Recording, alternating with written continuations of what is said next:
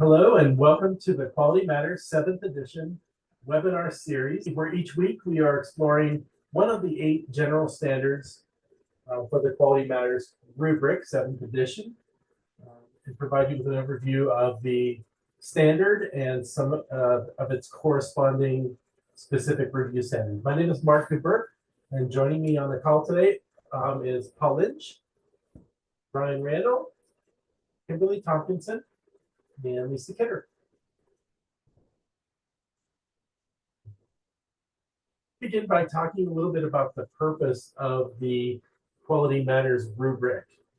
And this is who is the rubric for? It's for faculty, course designers, and course developers. And what is it for? It provides guidance on how to design and build online hybrid courses that meet Quality Matters specific review standards. It also focuses on course design rather than the delivery of the course or the academic content of the course. So how does this apply to your course? First of all, the Quality Matters rubric could help you to improve the student experience. It can also help in your course to increase student and instructor presence, as well as it'll help to review the alignment between your course content, the assignments, and the assessments. A couple of things to go over before we begin the overview to give you a little bit of context. We'll be talking about alignment. And so in the Quality Matters rubric, alignment means the critical elements of the course. So the course assessments, the learning activities, instructional materials, and the online tools that you use in the course are all working together to ensure that learners achieve the desired learning outcomes that you set for the course. And we're going to be talking specifically today about General Standard 3, which is measurement and assessment and measurement. Assessment is implemented in a manner that corresponds with the course learning objectives and not only allows a broader perspective on the learner's achievement, but also allows learners to track their progress throughout the course. And so these will be some of the specific standards that we talk about today. I'm going to talk about specific standard 3.1, and that is that assessments measure the achievement of the stated learning objectives. And so what that means is it's important to understand that assessment measures all of the things that you say that students are going to learn in the course. And assessments are consistent with your stated course learning objectives. So a good example of a consistent alignment between your learning objectives and assessments would be if you have a learning objectives that says something like this: identify the themes and symbols in a poem. And your assessment corresponds with that by you asking students to write a short essay in which they identify the symbols of the poem and explain their significance. An example where this would not be a consistent alignment between learning objectives and the assessments would be if you have that same learning objective, identify the themes of a poem and symbols, and you have an assessment where you're asking students to memorize the poem and recite it from memory. So this is an inconsistent alignment between the assessment and the learning objectives. So next I'm going to turn it over to Paul, who's going to talk about specific review standard 3. Great, thank you, Mark. Specific review standards 3.2 and 3.3, starting with specific review standard 3.2. The course grading policy is stated clearly, available at the beginning of the course, and is consistent throughout the course site. To ensure alignment with 3.2, we're looking for 3 components. First, the grading policy is available when the course begins. Having the grading policy accessible in a prominent location, such as the syllabus or its own dedicated page from the onset of the course, is beneficial for students, allowing them immediate access to crucial information and enabling them to understand the grading structure and expectations right from the start. Second, The grading policy is clearly explained and addresses how late submissions, if any, affect grades. This clarity ensures that students are well informed about the implications of late submissions and can plan their submissions accordingly to avoid any potential grade reductions. And third, the grading policy is consistent for assignments, quizzes, and projects throughout the course. In instances where activities deviate from the established grading norms within a course, providing additional explanations in the grading guides about such activities is beneficial for students, offering them a clear understanding of the grading process for every activity. To recap, here are some questions to consider. Is a grading policy available at the beginning of your course? Is it clear in its explanation, especially regarding late submissions? And is it applied consistently throughout the course components, with deviations clearly explained? Next, Specific Review Standard 3.3. This states specific and descriptive criteria are provided for the evaluation of learners' work, and their connection to the course grading policy is clearly explained. To align with Specific Review Standard 3.3, we're focusing on a few pivotal elements. First, a clear and complete description of the criteria that will be used to evaluate learners' work is essential and must be available before starting a graded activity. Having access to this information beforehand is crucial for students to understand what is expected of them and to prepare adequately for those graded activities. Second, the description or statement of criteria should provide learners with clear guidance on the instructor's expectations, including detailing all required components of the assignments or assessments. This clarity and expectations allow students to align their work with the instructor's requirements, ensuring that all necessary elements are addressed. If there are optional components, there are clear indicators as to what is required and what is optional in a graded activity. And last, graded activities include a clear explanation of how the grade is calculated.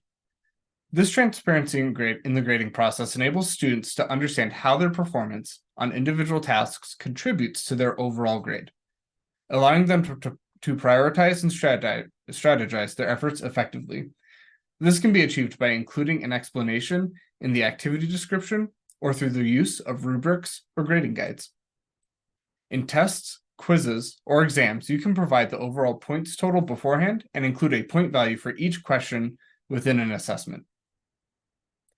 Here are some questions to consider to see if your course supports Specific Review Standard 3.3. Is evaluation criteria description clear and available in advance? Does it provide clear guidance on the instructor's expectations and required components? And is the grade calculation process transparent and understandable?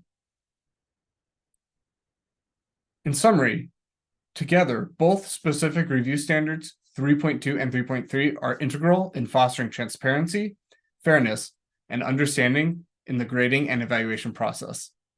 They ensure that learners are well informed about grading policies, evaluation criteria, and expectations, allowing them to participate in graded course activities effectively and in line with course expectations.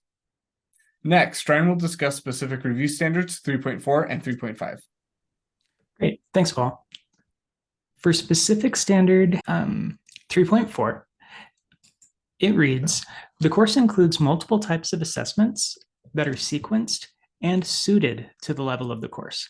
You'll notice that, again, there are 3 components, so I'll highlight what each of those are in turn.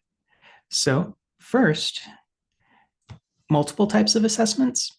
You can have combinations of assessment types is what you're aiming for here. So one example would be having multiple choice quizzes as well as discussions that then lead to a term paper. So you can see the 3 different types of assessment.